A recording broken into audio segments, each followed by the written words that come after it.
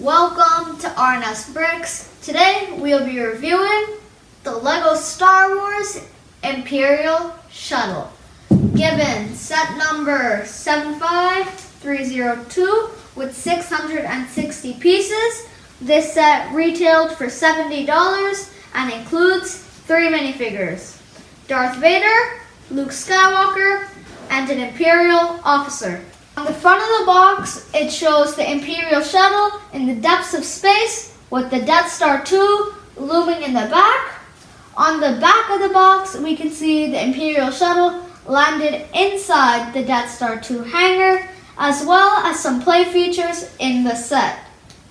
Make sure to stick around to the end of the video to see if the Imperial Shuttle is worth the money.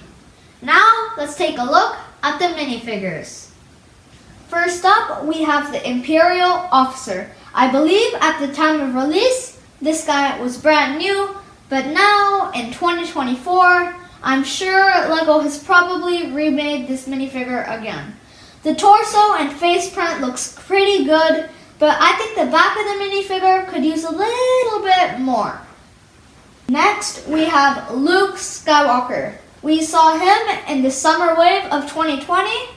He has his black hand and his flesh hand, as well as his green lightsaber. You get a nice tan-colored hairpiece, really solid. All the printing on him is pretty good, but it's nothing special. Finally, we have Darth Vader, who is very disappointing to a lot of people because of the lack of arm print. Other sets, like the Duel on Bespin, had a Darth Vader with an arm print, and I feel like with the set being priced at $70, we definitely deserved an arm print. Other than that, the minifigure is alright, the print is okay, but without arm print, it really takes away from the excitement of the set. Here is a look at what may be your first look at the Imperial Shuttle. This set isn't terrible, but it's not great. You're getting a fair value for your money, but I myself would have chosen a different set from 2021, like the AT-AT or Luke Skywalker's X-Wing, if I had to choose only one. Taking a look at the front of the ship with the cockpit. It looks abysmal at some angles. You see the front white part of the cockpit looks phenomenally good. It's shaped really well. Maybe the windshield is just a little bit too big, but that doesn't bother me. I think mostly that this is a really good piece. Where this thing falls apart is the underside of this. I think what they did to make this look so bad is when they added these stud shooters. They had to raise it up, thus giving us this giant space and this large gap underneath there, which just doesn't look that good. More importantly, to add stability, they added it underneath there in a way that's really thick, and you end up with this weird under chin, which looks really bad. I originally thought this was some type of landing gear.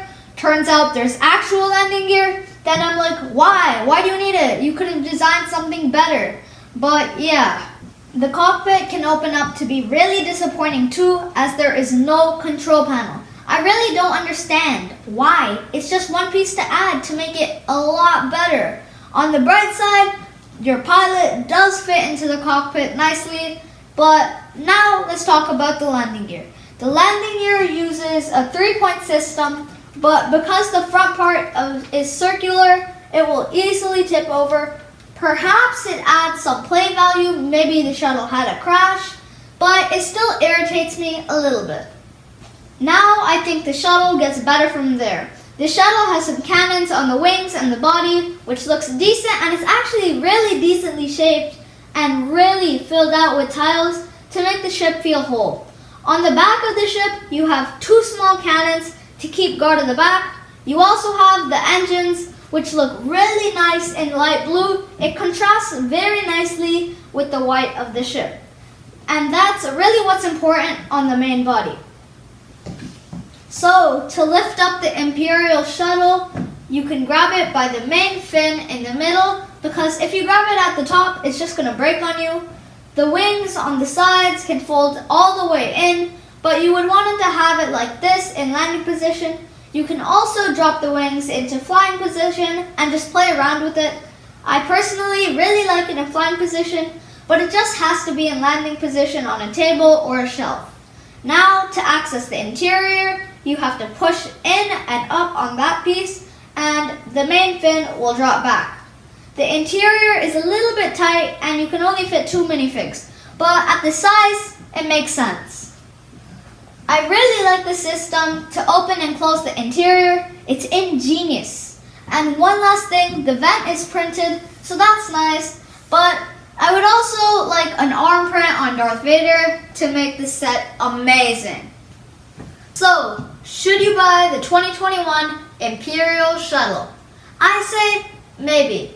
The minifigure lineup could be better. I would have liked a little bit more minifigures, but it's okay. The ship itself is pretty good at the back, but here with that bump underneath, it really takes a lot away from it.